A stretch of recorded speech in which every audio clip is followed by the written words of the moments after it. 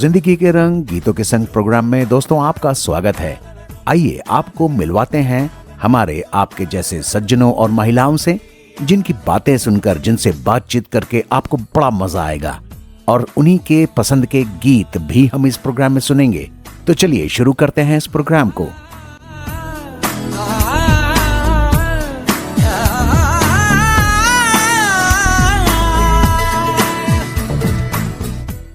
नमस्कार श्रोताओं, आज की शुरुआत मजरूह सुल्तानपुरी साहब के एक बेहद मशहूर शेर से है। मैं अकेला ही चला था जानिबे मंजिल, मगर लोग साथ आते गए और कारवां बनता गया। आज की हमारी अतिथि की रंग यात्रा भी कुछ ऐसी ही रही है।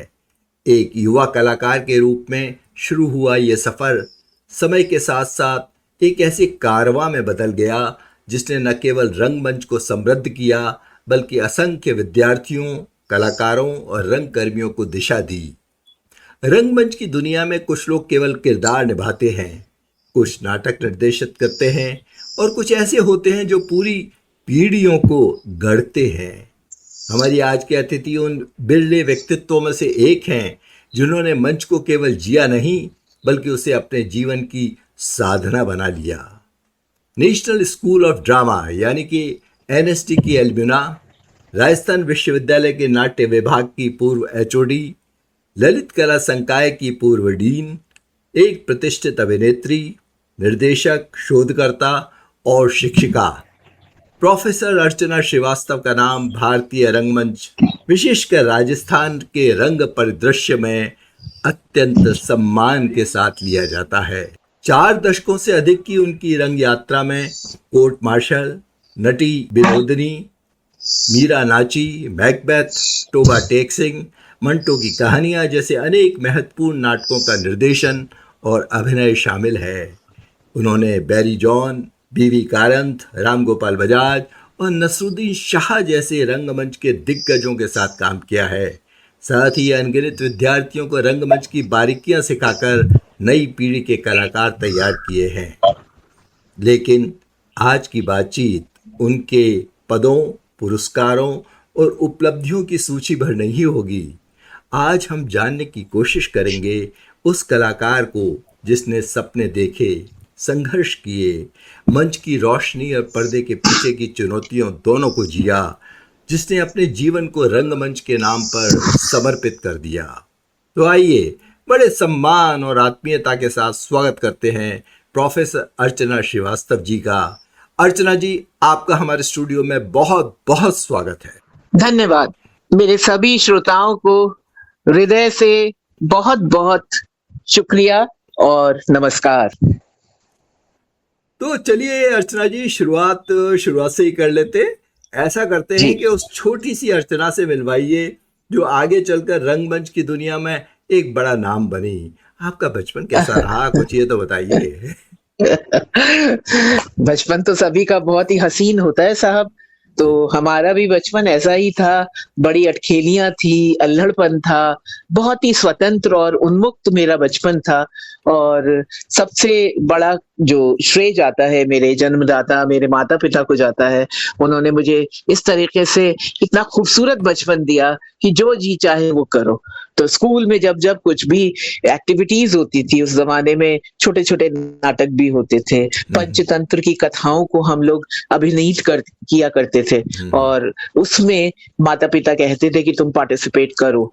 और क्योंकि स्कूल में हमेशा आगे रहने का मुझे बड़ा, कहते हैं, एक शौक था और नेतृत्व करने की हमेशा एक ललक होती थी कि मेरा नाम टीचर्स जब लेती थी उस जमाने में तो लगता था कि हाँ, मेरा जो कहते हैं वजूद है वो सार्थक हुआ। छोटी सी लड़की, लेकिन अच्छा लगता था। मुझे आज भी वो चीज याद है जब प्रिंसिपल आती थी और मुझे कहती थी, अर्चना तुम्हें क्या अच्छा लगता है? तो मैं कहती थी मुझे गाना अच्छा लगता है, सुनाओ।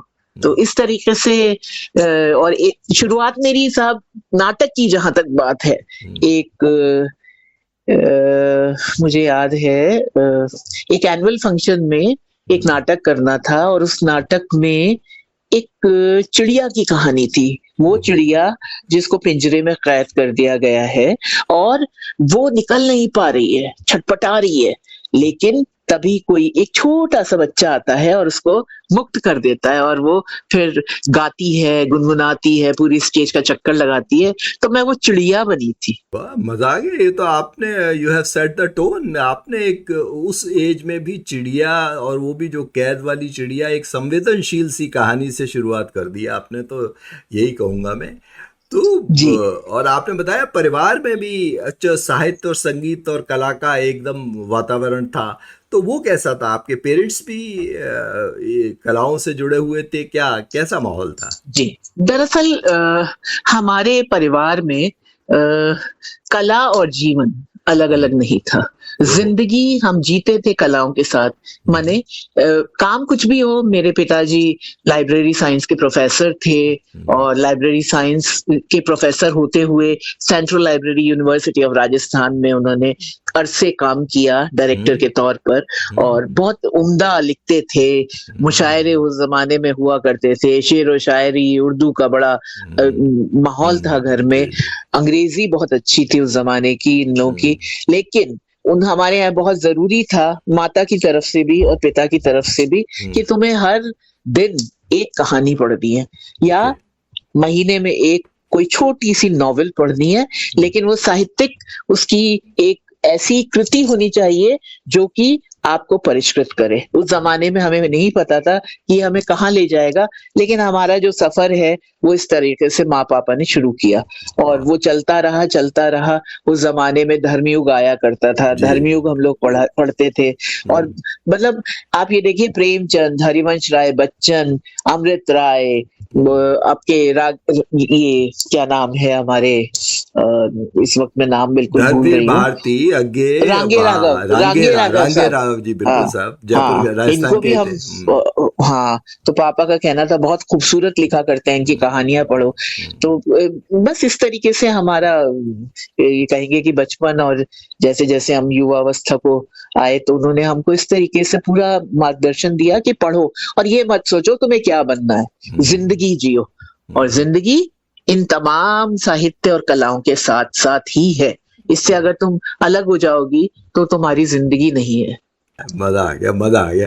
तो ये बातचीत आपकी तो इतनी इंटरेस्टिंग है कि म्यूजिक और अच्छा, फिर थोड़ी सी बात अब इसके बारे में करते हैं कि आपको कब लगा कि थिएटर केवल शौक नहीं है बल्कि एक जीवन का रास्ता बने? वो कौन सा ट्रिगर था या ऐसा कौन सा पल था कि आप रंगमंच से या मंच से जुड़ गई एक तरह से? वो कब शुरू हुआ आपकी लाइफ में?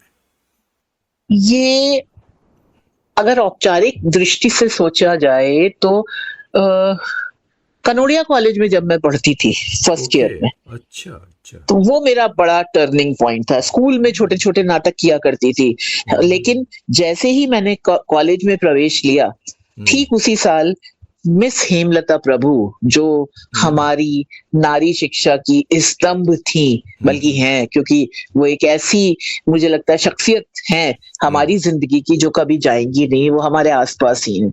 और उनकी प्रेरणा से वो तब रिटायर हो रही थी, उनका एग्जिट था कॉलेज से और मेरी एंट्री थी। लेकिन क्योंकि वो बापू नगर में ही रहा करती थी, मिस तरवे, कृष्णा तरवे और मिस हेमलता प्रभु, तो उनके साथ मेरा कई बार बहुत अच्छा डिस्कशन हुआ साहित्य को लेके। कभी कभी वो कॉलेज आया करती थी कुछ कुछ संगोष्ठियों में, तो हम बैठते थे उनके साथ और उन्होंने उस जमाने में बताया। तो मैं एक चीज कहूंगी यहाँ, मुझे थोड़ी भाषागत दिक्कत थी। मुझे विदेशी नाटक बहुत अच्छे लगते थे, शेक्सपियर हुए, आपके इब्सन हुए, डॉल्स हाउस उनका जो नाटक है, एनिमी ऑफ द पीपल है। तो मेरी हिंदी और उर्दू बहुत उम्दा है, और अंग्रेजी ठीक ठीक है, मतलब समझ के लायक है, वो बहुत लिटरेरी नहीं है। तो वो जो नाटक है जिनकी बात मैं कर रही हूँ, नाटककारों की, उनके नाटक तो समझना बहुत मुश्किल है। तब मिस प्रभु ने मेरा मनोबल बढ़ाया और उन्होंने कहा, अर्चना बहुत अच्छे नाटक हैं और इनका अनुवाद और इनका पूरा का पूरा आपको एडेप्टेशन भी मिलेगा, यानी कि इनका रूपांतरण भी मिलेगा। और उन्होंने मुझे दिए। फिर वो मुझे बुलाती थी, हम लोग बैठ के, अच्छा ये मोनोलॉग बोलो, तुम्हारी आवाज अच्छी है, तुम्हारा तलफ्फुज अच्छा है, डिक्शन अच्छा है, you can speak loud, little loud, project करिए आप अपने आप को, ऐसे ऐसे करते करते।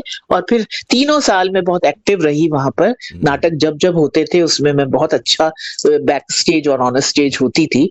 और इस तरीके से मेरी औपचारिक एक शिक्षा शुरू हुई और यहाँ से मुझे नाटक बहुत ज्यादा अच्छा लगने लगा। फिर मैं जब पब्लिक एडमिनिस्ट्रेशन में मास्टर्स कर रही थी यूनिवर्सिटी से, उस जमाने में मुझे याद है शाम के समय में ये एक तरह का मुझे एडिक्शन हो गया था तब तक कि चैन, एक नाटक खत्म हुआ, अब क्या, अब बिल्कुल खाली खाली लग रहा है, तो अब क्या करें, चलो फिर चलते हैं। उस जमाने में साहब रविंद्र मंच, क्या स्वर्णिम इतिहास हमारा रहा है। उस रविंद्र मंच पे हम जब तक शाम को ना जाएं तब तक हमारे को चैन नहीं आता था। तो हम लोग वहां जाया करते थे, रिहर्सल करते थे। सरताज माथुर साहब, डी.एन. शैली साहब, मुमताज शकीब साहब, एस वासुदेव सिंह साहब, इतनी बड़ी बड़ी हस्तियों के, नंदलाल शर्मा जी, खूब सारे लोग थे उस जमाने में जिन्होंने मुझे परिष्कृत किया और मेरे थिएटर के पैशन को, जुनून को आगे बढ़वाया। और उन्होंने कहा तुम्हारे अंदर बहुत बहुत तुम्हारे अंदर पोटेंशियल है, चलो करो करो करो। तो ये जब हम बड़े हो रहे होते हैं, और वैसे भी अगर हम एक चाइल्ड साइकोलॉजी भी देखें या जवानों की साइकोलॉजी भी देखें, तो साहब ये होता है अगर थोड़ा सा कोई आपको अप्रिशिएट करता है, आपकी प्रशंसा करता है, तो मनोबल दुगना हो जाता है। चाहे उतना है नहीं, लेकिन एक छोटी सी आपको कोई प्रेरणा देता है और हमें लगता है कि हम बहुत कुछ कर सकते हैं। तो ये वो वक्त था, तो बस चलते चले गए।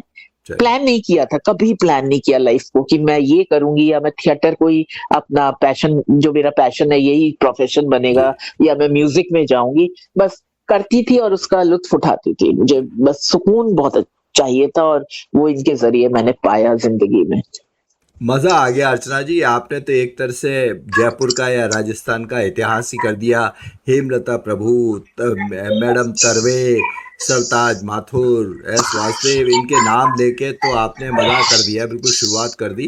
तो ऐसा करते, इतनी बड़ी हस्तियों के जब नाम लिए तो इनके लिए रुक के इनके लिए एक अच्छा सा गाना सुनते हैं, पुरानी यादों को ताज़ा करते हैं और फिर हम इस बातचीत को आगे जारी रखते हैं। जी जरूर। नदिया चले चले रे धारा,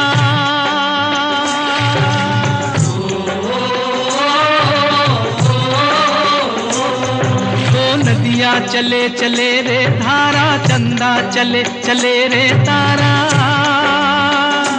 तुझको चलना होगा, तुझको चलना होगा, तुझको चलना होगा, तुझको चलना होगा।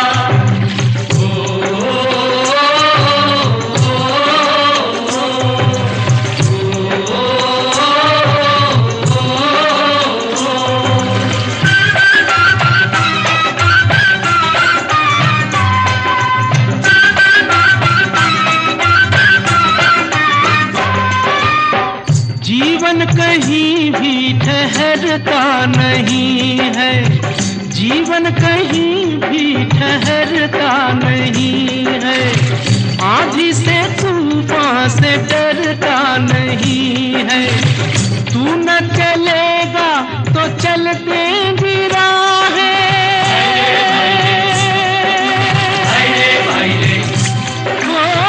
तू न चलेगा तो चलते भी राहें, मंजिल को तरसेंगी तेरी निगाहें, तुझको चलना होगा, तुझको चलना होगा, तुझको चलना होगा। हाँ, तो वेलकम बैक अर्चना जी। अब थोड़ा सा आगे चलते हैं आपकी ज़िंदगी के सफ़र में। नेशनल स्कूल ऑफ ड्रामा तक पहुंचने की आपकी यात्रा कैसे शुरू हुई? किसी ने सजेस्ट किया आपको या किस तरह से आपने सोचा कि मैं एनएसडी में पहुंचूं, क्या एडमिशन लो, कैसे हुआ आपके, ये सब कुछ बताइए। किस तरह जुड़ी आप एनएसडी से? मैंने कुछ भी नहीं सोचा, ना मैंने तय भी नहीं किया, ना मैंने सोचा, और ना मुझे बहुत ज्यादा इल्म था कि ऐसा कोई संस्थान है नेशनल स्कूल ऑफ ड्रामा नाम का। वाकई मैं बता रही हूँ, उस जमाने में जो मेरी अपनी नॉलेज थी वो बहुत ही लिमिटेड इस रूप में थी। इतना सा पता था कि दिल्ली में या पूना में कोई ऐसा संस्थान है कि जहां पर आपको रंगमंच की और फिल्मों की तालीम दी जाती है, दैट्स इट। मुझे अच्छा। कतई नहीं पता था ये कितना डिफिकल्ट है यहाँ आना या इसमें दाखिल होना बहुत मुश्किल है। और उस जमाने में इसको इसको एक जमाने में इसका नाम था Asian institute of dramatics. Is it? अच्छा अच्छा अच्छा। जी। ओके। और बाद में इसका नाम राष्ट्रीय नाट्य विद्यालय रखा गया।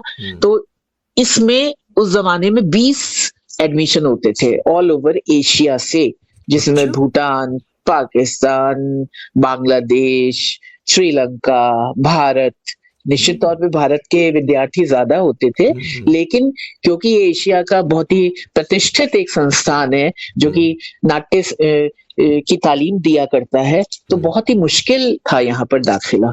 दरअसल हुआ ये कि मैंने मास्टर्स जब किया पब्लिक एडमिनिस्ट्रेशन में, उसके बाद मैंने एक प्रोग्राम ज्वाइन किया यूनिसेफ के, जो यूनिसेफ ने फंड किया था इसको, और उसका नाम था विमेंस डेवलपमेंट प्रोग्राम, महिला विकास कार्यक्रम, जिसको कि श्री अनिल बोरदिया, श्रीमती अरुणा रॉय, मिसेस शारदा जैन, ममता जेटली, इन लोगों ने उस समय इसको स्थापित किया था राजस्थान में। और राजस्थान की महिलाओं के लिए एक बहुत ही सुंदर ये कल्पना की थी कि जो भी जितने भी हमारे विकासात्मक कार्यक्रम होते हैं उसमें अमूमन होता क्या है, जो ऊपर का स्तर है वो तो हर वक्त परिष्कृत होता है, उससे लाभ उठाता है, लेकिन जो ग्रास रूट है, जो हमारा ग्रामीण इलाका है, वो उससे अछूता रह जाता है।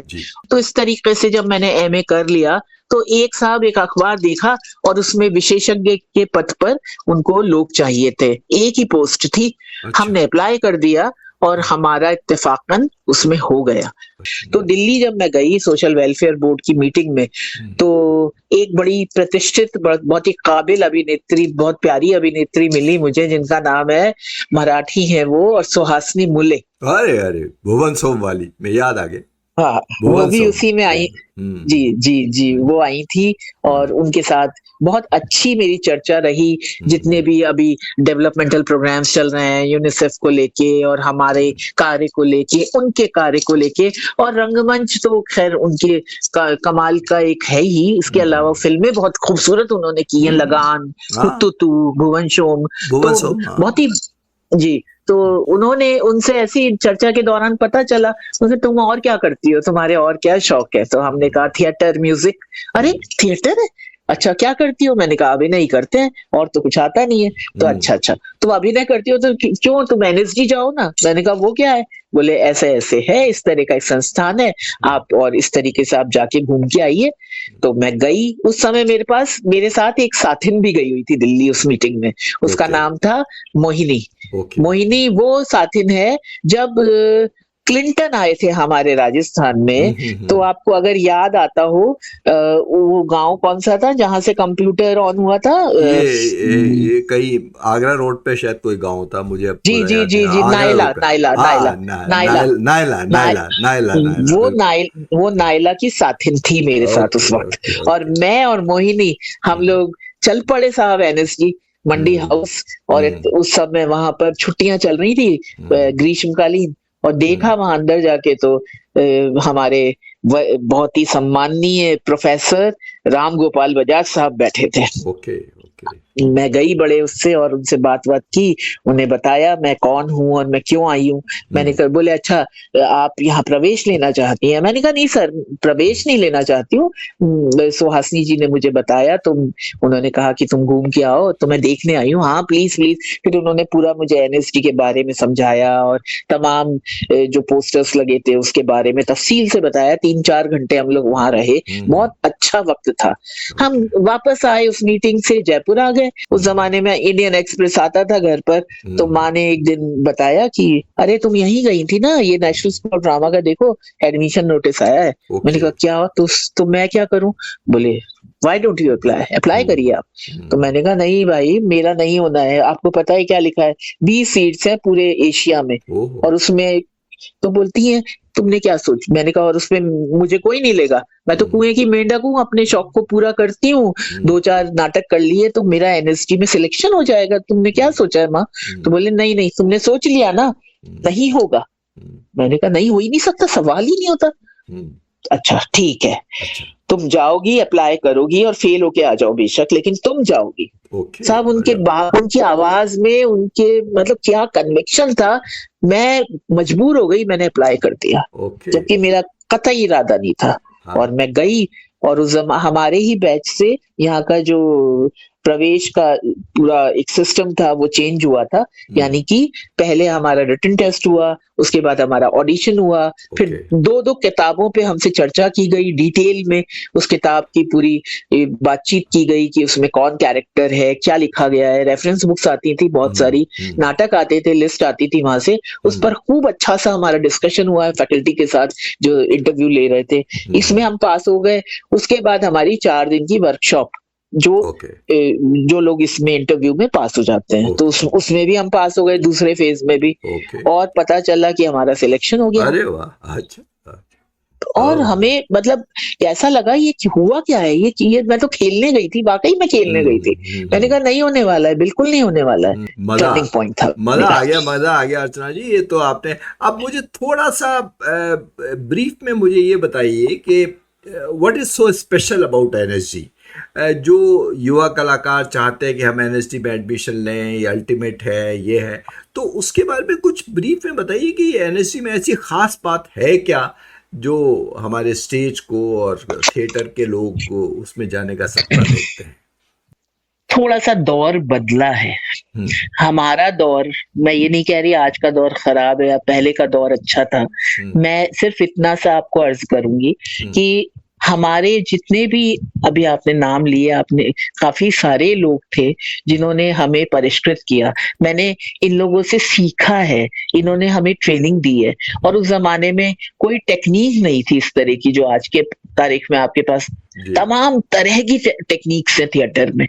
यहाँ पर सिर्फ एक व्यक्ति होते थे हमारे, जिसको हम प्रोफेसर कहते हैं, गुरु कहते हैं, और उन्होंने हमको, जैसे हम कच्ची मिट्टी थे और हमको उन्होंने एक आकार दिया है। तो ये तो खासियत हमारे दौर की है।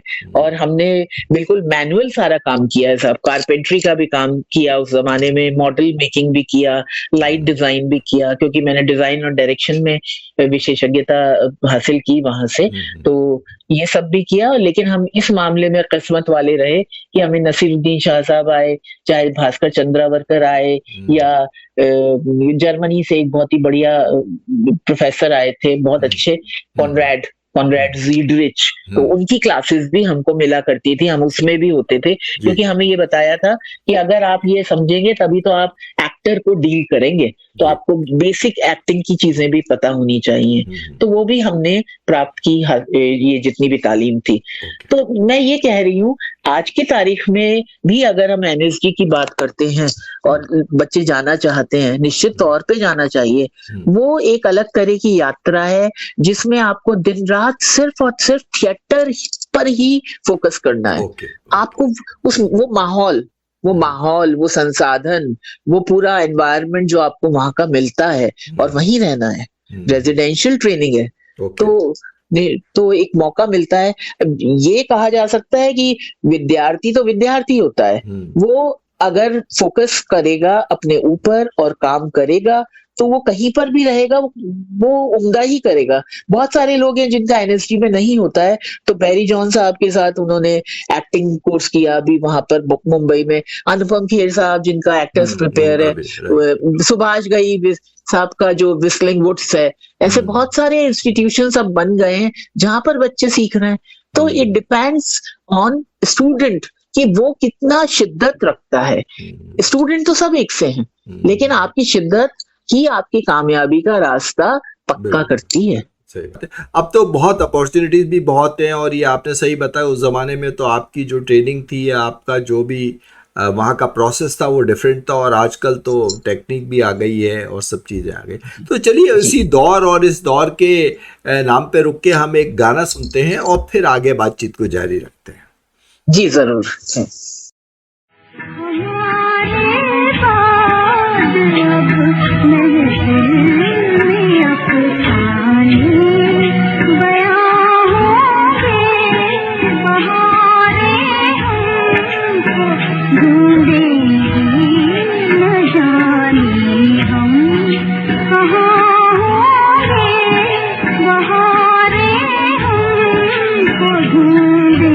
ढूंढेगी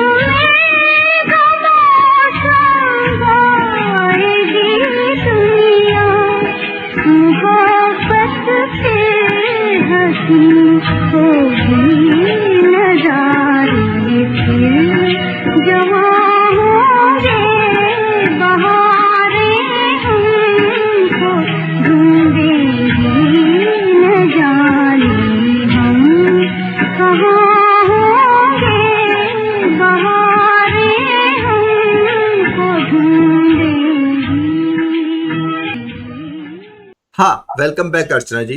अब जी आपकी अपने जैसे आपने अभी नाम जिक्र किया बैरी जॉन साहब का, नसरुद्दीन शाह साहब का, तो आपने इन सब लेजेंड्स के साथ काम किया हुआ है, बीवी कारंत, राम गोपाल बजाज, ऐसे बड़े बड़े हस्तियों के साथ काम किया।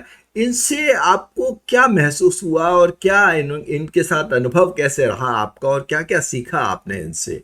कुछ इसके बारे में बताइए। कोई जी। इंसिडेंट हो अगर कोई इनसे जुड़ा हुआ नसरुद्दीन शाह या बैरी जॉन से, तो वो भी शेयर कीजिए। इसमें बहुत अहम नाम एक प्रोफेसर देवेंद्र राज अंकुर साहब का, ओके। प्रोफेसर कीर्ति जैन, अच्छा। Professor Anuradha Kapoor, professor B M Shah, Brijmohan Shah, वो ओके। एक्टर बहुत उम्दा थे और फिल्में भी उन्होंने की हैं, कमाल की। ये सब बहुत ही जिसको कहते हैं आप ज़मीनी लोग थे, हम्म। बहुत ज़मीनी लोग और इतने ज़मीनी कि 1 टू 1 इनका रिलेशन था हर स्टूडेंट से। ओहो। बहुत ही सादा लोग थे, हम्म। कहीं ग्लैमर इनको छूता नहीं है और आज भी मैं बहुत सारे जो गुरु अभी मेरे हैं, उनके साथ मैं बात करती हूँ और वो मेरे मेंटोर ज़िंदगी भर रहेंगे। हम्म। बल्कि हमेशा हमेशा मुझे आज भी गाइड करते हैं। मैं चाहे यूनिवर्सिटी में पढ़ा रही थी, उस दौर में भी प्रोफेसर अंकुर, प्रोफेसर बजाज ये लोग आते रहे और मुझे बहुत सपोर्ट किया इन लोगों ने। मुझे हम्म। बहुत सारी राह दिखाई है। तो बैरी जॉन साहब की तो जहाँ तक बात है, वो तो इतने सरल उस ज़माने में फर्स्ट ईयर में पहला नाटक एनएसडी के हमने बैरी जॉन साहब के साथ किया था। That O, is Toba Tek Singh. अच्छा, टोबा टोबाटेक। टेक सिंह जो कि कहानी है, हाँ, हाँ। मंटो की कहानी है ना? मंटो का, हाँ कि बोलिए। तो भारत-पाकिस्तान का बँटवारा हो गया है और हम्म। पागलों का भी बँटवारा हो रहा है। सरकार ने तय किया है कि हम्म। जितने पाकिस्तानी पागल हैं, वो पाकिस्तान और जितने हिंदुस्तानी पागल हैं, वो हिंदुस्तान जाएँगे। हम्म। तो इसको सुन के सारे लोगों में अलग-अलग तरह का रिएक्शन होता है असैलम में। हम्म। उसको लेके बड़ी खूबसूरत कहानी लिखी है टोबा टेक सिंह। तो मंटो साहब की ये कहानी है। बैरी जॉन साहब का प्रोसेस इतना सरल, इतना सादा, वो हम्म। कुछ नहीं कहते थे। हम्म। उनकी कमाल की जो बात है, वो कुछ कहते नहीं थे। वो हम्म। सिर्फ़ आँखों से बयाँ करते थे और हमको पूरी उन्होंने छूट दी कि तुमको जो जैसे करना है आप करो। हमको ओके। इम्प्रोवाइज़ेशंस आप इम्प्रोवाइज़ करिए, ये सीन आप इम्प्रोवाइज़ करिए, खुद करिए। हम्म। आप ये पूरा तैयार करिए। अलग-अलग हमने सीन तैयार किए। उनका प्रोसेस बहुत खूबसूरत था। अच्छा। इसी तरीके से नसीरुद्दीन शाह कुछ समय के लिए आया करते थे, साल में 2 दफ़ा हम्म। और उनका एक कमिटमेंट था कि एनएसडी ने मुझे एक ज़मीन दी है, मुझे एक मौका दिया है ज़िंदगी जीने का, तो हम्म। मेरा भी कुछ फ़र्ज़ है और हम्म। मैं यहाँ पर आऊँगा और बच्चों को सिखाऊँगा। तो ओके। वो 1-1 महीना वहाँ पर 6 महीने में 1 बार आया करते थे। ओके। तो उनके साथ भी बहुत उम्दा हमारा अनुभव रहा। वो भी इम्प्रोवाइज़ेशंस देते थे, सिचुएशंस देते थे हम्म। और फिर हम लोग उसको प्ले करते थे। हाँ, और काफ़ी दोस्ताना व्यवहार था सबके साथ। ऐसा हमको लगा ही नहीं कभी भी कि कोई हमारे ऊपर कोई टीचर टाइप जो होते हैं, एक अलग तरह की मानसिकता सिखाने वाले। उन्होंने हमारे अंदर जो स्टूडेंट के तौर पर जितनी भी पोटेंशियल थी, जो भी हमारे अंदर उम्मीदें थी, उसको उन्होंने निकाला, निखारा और उसके साथ हमको तैयार किया। सबकी अपनी-अपनी एक होता है कि कोई किसी की ये क्षमता है, किसी की कुछ और क्षमता है और हर एक की कमज़ोरियाँ भी हैं, सीमाएँ भी हैं। तो उस अनुरूप क्योंकि ड्रामा विधा ऐसी है कि इंडिविजुअल बहुत महत्वपूर्ण है। तो इंडिविजुअल को हमेशा इन्होंने उसको कहेंगे नज़र में रखा, लेकिन साथ-साथ उन्होंने जो सामूहिक काम है, जो टीम वर्क है, उसको भी तरजीह दी और उसके साथ भी हमको तैयार किया। तो हर एक की अपनी ख़ासियत है। अंकुर साहब तो कमाल ही एनसाइक्लोपीडिया है रंगमंच के। वो तो कभी कोई किताब, कॉपी कुछ नहीं लाते थे और उन्होंने हमें हिस्ट्री पढ़ाई है, वर्ल्ड हिस्ट्री पढ़ाई है रंगमंच की। अच्छा। क्या-क्या डायनेस्टी, क्या चाइनीज़ डायनेस्टी के नाम उनको याद, जापानीज़ डायनेस्टी के नाम याद, अब इसके बाद ये राजा आए, उन्होंने रंगमंच को इस तरीके से प्रश्रय दिया, फिर उसके बाद इतनी सदी में वो आया, अरे साहब कमाल। और आज भी अंकुर साहब जैसा तो एनसाइक्लोपीडिया विरला ही होगा शायद कोई। ओह, इसका मतलब है कि आपको इंटरनेशनल एक्सपोजर भी वहाँ मिलता रहा है, इसका जी, जिस तरह से आप बता रही हैं।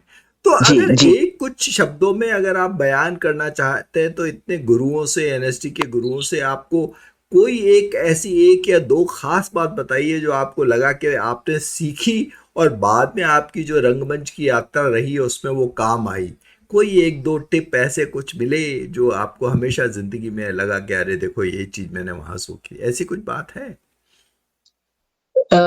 बातें तो वही हैं जो शायद माता पिता ने भी सिखाई थी, और वही बातें वहां दोहराई गई, और मुझे लगता है उस जमाने में इन्हीं बातों पर बहुत जोर था कि आप जो हो वही रहो। एक तो ये कुछ और बनने की कोशिश ना करो, क्योंकि यदि आप अपने ओरिजिनल स्वरूप से हट जाओगे तो आप नहीं रहोगे, और जब आप नहीं रहोगे तो कुछ बनने के चक्कर में आप बेहतर नहीं कर पाओगे।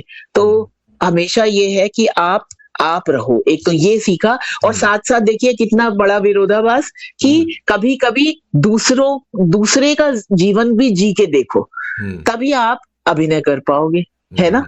तो ये भी मजेदार बात है कि अगर, जो कि हमारी माँ भी हमको कहा करती थी कि बेटा सहानुभूति नहीं समानुभूति रखो दूसरे के साथ, कि अगर मैं उसकी जगह होती तो मेरा क्या होता।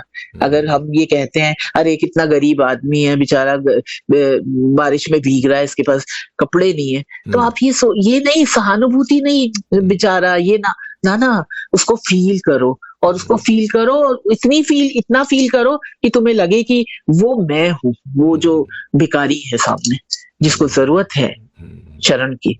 इस तरीके से हमारा मतलब कुल मिला के बचपन, एनएसडी, कॉलेज, और फिर बाद में मेरा ये प्रोफेशन, यूनिवर्सिटी, ये सारी चीजें आपस में इस कदर एकम एक हैं साहब कि इसको मैं अलग नहीं कर पाती। वही चीजें हैं, वही है। मदर की जो सीख थी एम्पैथी वाली, एम्पैथी होनी चाहिए इंसान के अंदर, सिंपैथी की जगह, तो बहुत ही बढ़िया बात है, और वही जिंदगी में आपके साथ चलती रही ऐसा लगता है। चलिए तो माँ की सीख के नाम पे हम रुक के एक गाना सुनते हैं, और फिर आपकी जो नाट्य यात्रा है उसके बारे में आगे बातचीत करते हैं। रहे न रहे हम महका करेंगे, बनके कली बनके सबा बागे वफा में, रहे न रहे हम।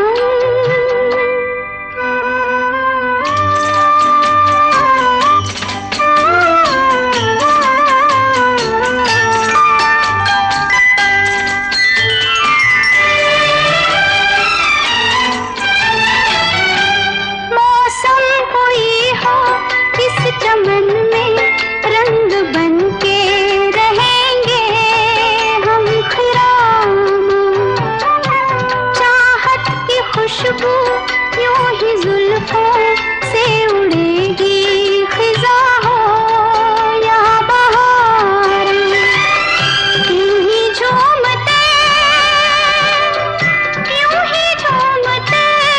और खिलते रहेंगे, बनके कली बनके सबा बागे वफा में, रहे न रहे हम। हाँ, वेलकम बैक अर्चना जी। अब आपने कोर्ट मार्शल, नटी विनोदनी, मीरा नाची, मैकबेथ, टोबा टेक सिंह बताए ये आपने, और इन सब चर्चित नाटकों में काम किया है।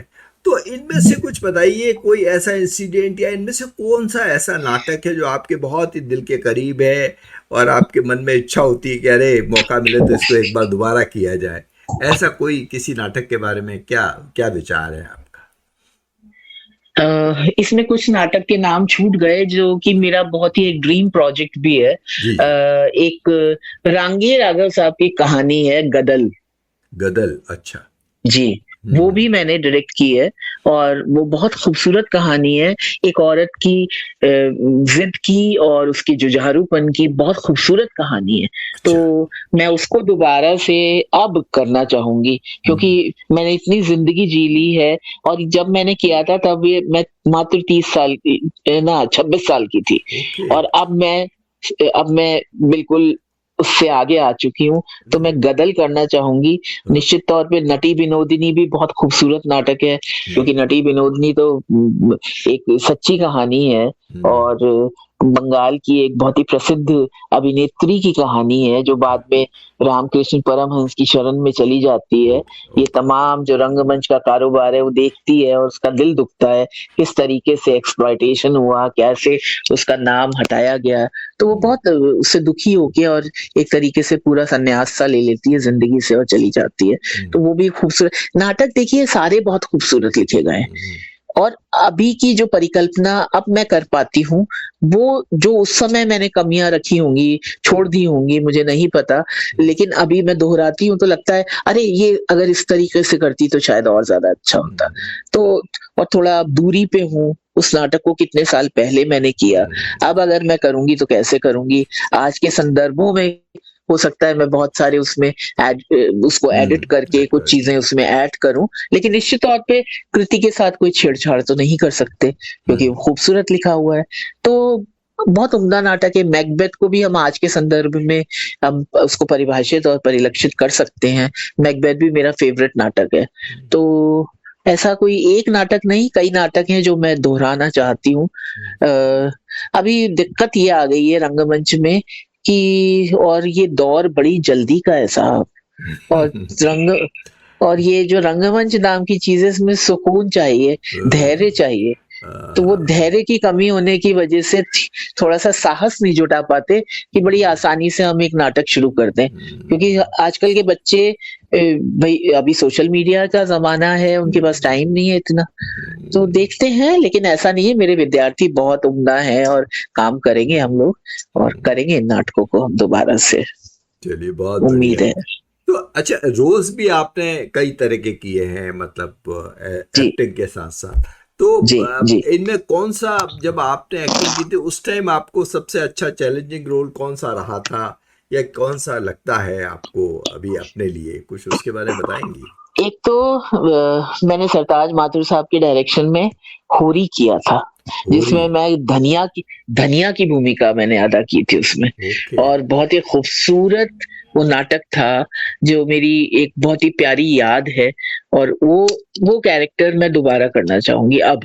और इतना गहरा वो कैरेक्टर है धनिया का। होरी और धनिया जो पति पत्नी है और बहुत गरीब हैं, उनकी कहानी है। उपन्यास है होरी, इनका गोदान गोदान प्रेमचंद गोदान प्रेमचंद जी का हाँ, गोदान है। हाँ, गोदान है, हाँ, तो गोदान उसको का।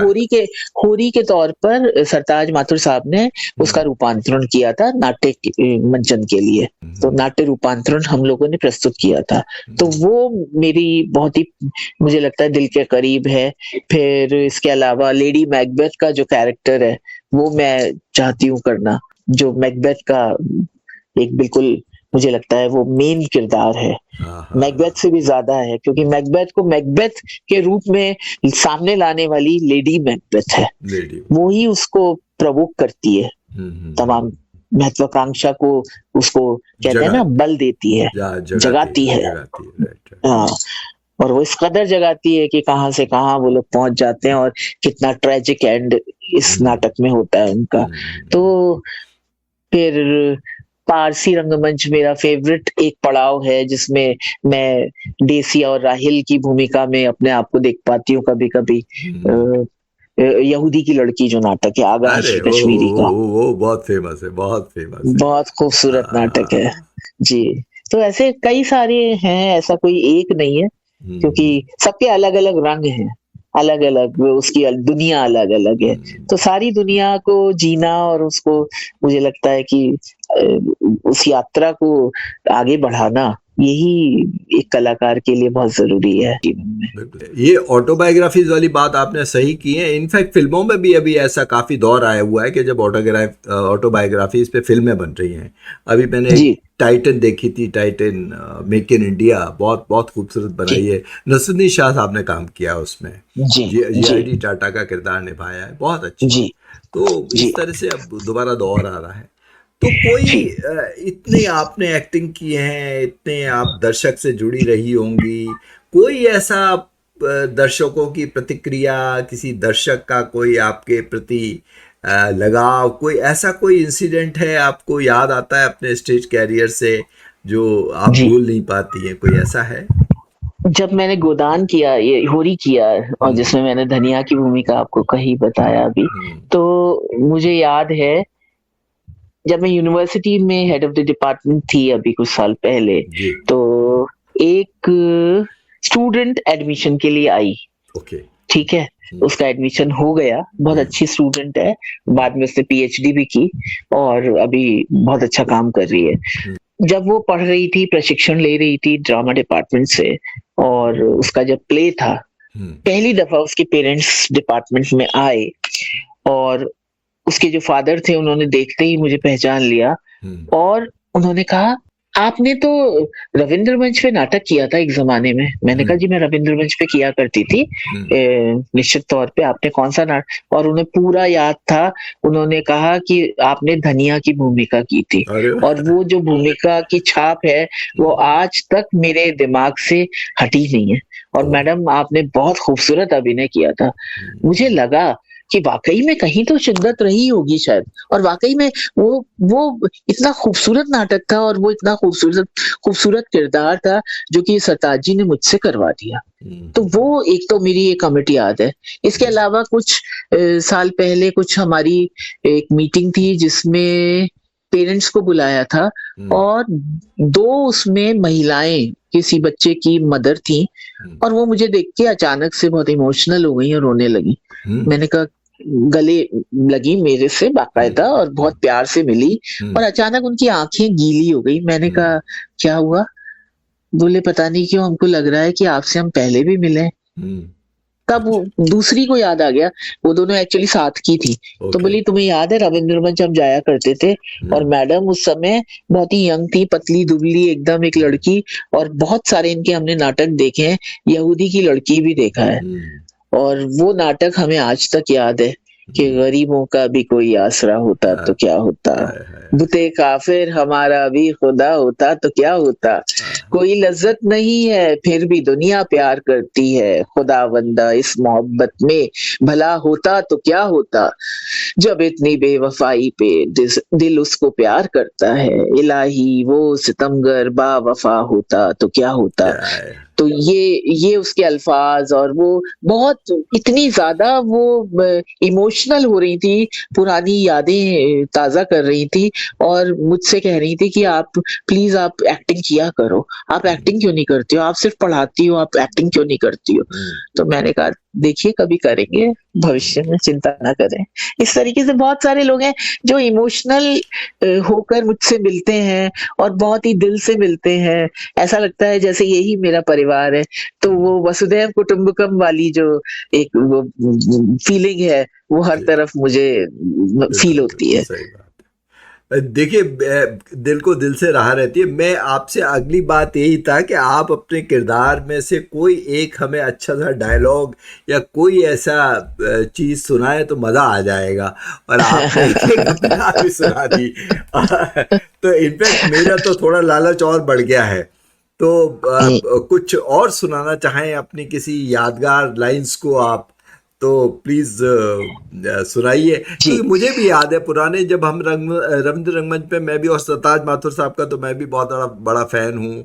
रक्त बीज है, एवं इंद्रजीत है, कुछ नाटक याद है मुझे पुराने जो हम देखा करते थे। एवं इंद्रजीत था, एक बादल सरकार का था, कुछ याद है।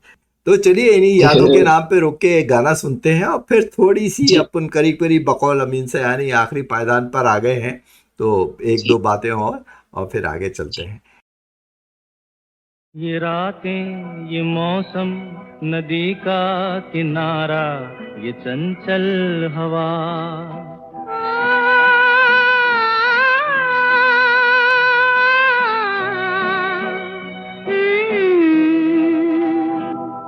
ये रातें, ये मौसम, नदी का किनारा, ये चंचल हवा, कहा दो दिलों ने कि मिलकर कभी हम न होंगे जुदा, ये रातें, ये मौसम, नदी का किनारा, ये चंचल हवा।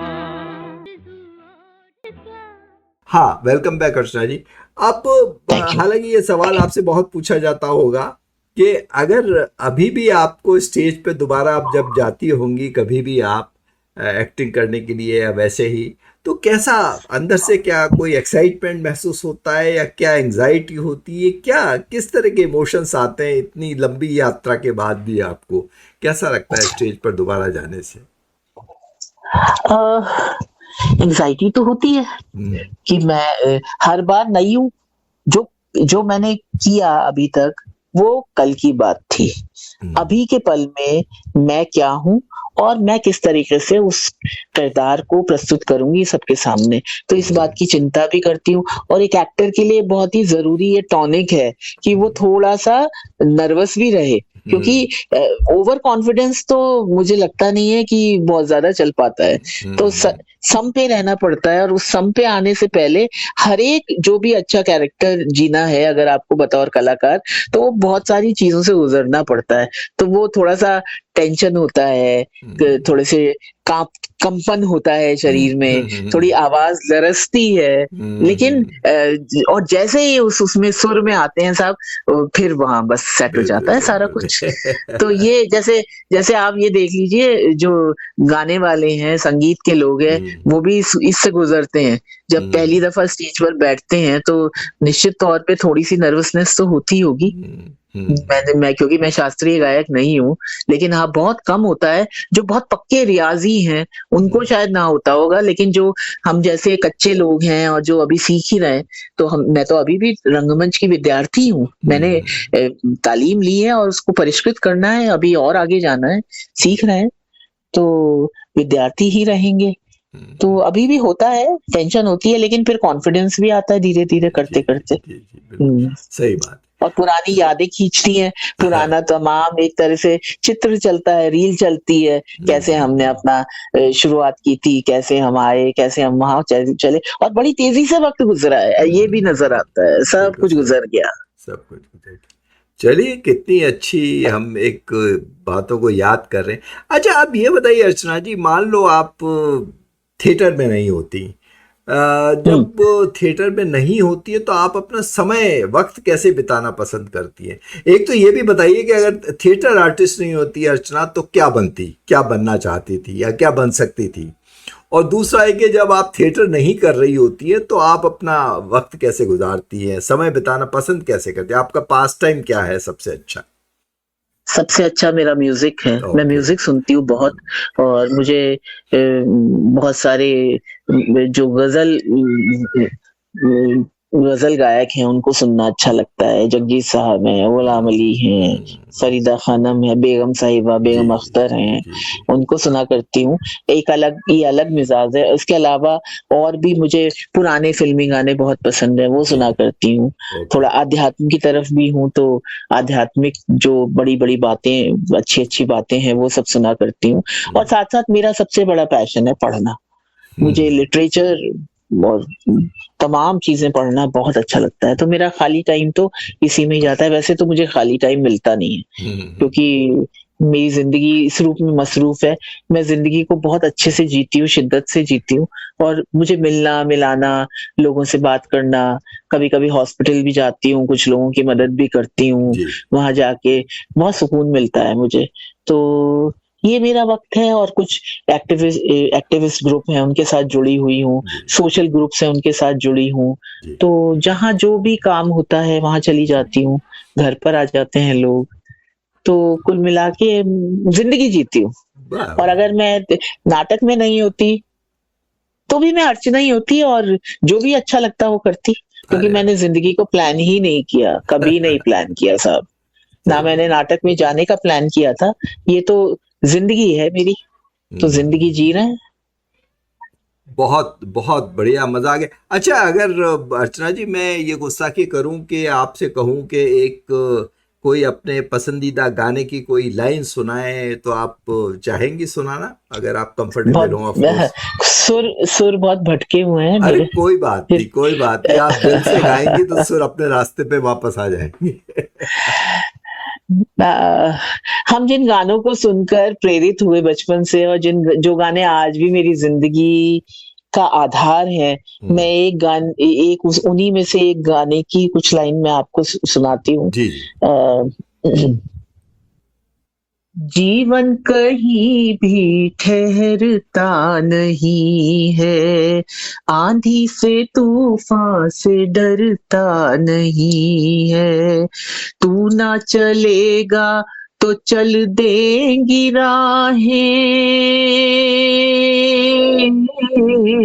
तू ना चलेगा तो चल देंगी राहें, मंजिल को तरसेंगी तेरी निगाहें। तुझको चलना होगा, तुझको चलना होगा। हो नदिया चले चले रे धारा, हो धारा चंदा चले चले रे तारा, तुझको चलना होगा, तुझको चलना होगा। तो बस आप चलते रहे, चलते बस रहे, बस चलते बस। रहे, जब तक सांस है, जब तक चलते रहे और चलते रहे। क्या क्या तो चलना बढ़िया, होगा। क्या बढ़िया नोट पे आपने, म्यूजिकल नोट पे अपनी बात हर तरह से कह दी, अपने जिंदगी का सफर बयान कर दिया। अभी बस मैं एक आखिरी बात पूछूं अगर इसी से रिलेटेड, कि जी आपको अपने पूरे रंगमंचीय जीवन को यदि एक वाक्य में समेटना हो तो वो वाक्य क्या होगा? क्या यही जो अभी हम कह रहे थे? जी, तुझको चलना होगा। तुझको चलना होगा। देखिए क्या क्या क्या मजा आ गया ना बात के।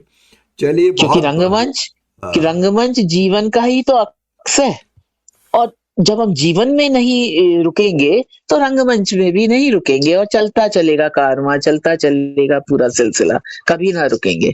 हम जो भी जहां भी कर रहे हैं, ना सिर्फ रंगमंच, कलाएं, जो भी हम जिस भी रूप में हम कहीं अपनी जिंदगी को बसर कर रहे हैं, कभी भी हौसला ना खोए, और निश्चित तौर पे उतार चढ़ाव जिंदगी का हिस्सा है, और यही हमें परिष्कृत करेंगे। संघर्ष ही हमारा, मुझे लगता है, साथी है। जी। तो इससे कभी घबराए नहीं, और चलते रहें, चलना होगा, चलते रहें, चलना होगा। तो अर्चना जी, आज की इस बातचीत में हमने आपके जीवन के अनेक रंग देखे। एक बेटी, एक विद्यार्थी, एक कलाकार, एक निर्देशक, एक शिक्षिका, और सबसे बढ़कर रंगमंच की एक समर्पित साधिका के रूप में। एनएसजी के विद्यार्थी से लेकर विश्वविद्यालय की डीन बनने तक का सफर, देश के महान रंगकर्मियों के साथ काम करने का अनुभव, और अनगिनत विद्यार्थियों को दिशा देने का आपका योगदान वास्तव में प्रेरणादायक है। मुझे फैज साहब का एक मिसरा याद आ रहा है, और भी बहुत दुख हैं दुनिया में मोहब्बत के सिवा, राहतें और भी हैं वस्ल की राहत के सिवा। रंगमंच शायद उन्हीं राहों में से एक है जो हमें अपने समय, अपने समाज और अपने भीतर के इंसान से जोड़ता है। अपनी पूरी निष्ठा के साथ ये काम किया। रेडियो एसएन की ओर से आपका हार्दिक धन्यवाद और शुक्रिया। आपने अपने जीवन को इतने सुंदर अनुभव हमारे श्रोताओं के साथ साझा किए। हम कामना करते हैं आपकी सृजन यात्रा यूं ही नई पीढ़ियों को प्रेरित करती रहे, और रंगमंच के प्रति आपका यह समर्पण आने वाले वर्षों में भी अनेक कलाकारों के लिए प्रकाश स्तंभ बना रहे। बहुत बहुत धन्यवाद अर्चना जी, बहुत बहुत आभार। बहुत बहुत शुक्रिया आपका आलोक जी, और सभी सुनने वाले मेरे श्रोताओं को खास तौर से बहुत बहुत शुक्रिया। तो दोस्तों, आज की बातचीत यहीं, फिर मिलेंगे एक नई प्रेरणादायक शख्सियत के साथ में। नमस्कार दोस्तों, जिंदगी के रंग गीतों के संग के आज के इस प्रोग्राम में बस इतना ही। कल एक और नए सज्जन और महिला हमारे साथ हाजिर होंगे, आपके लिए मजेदार बातें और गीत लेकर। सुनना न भूलिएगा।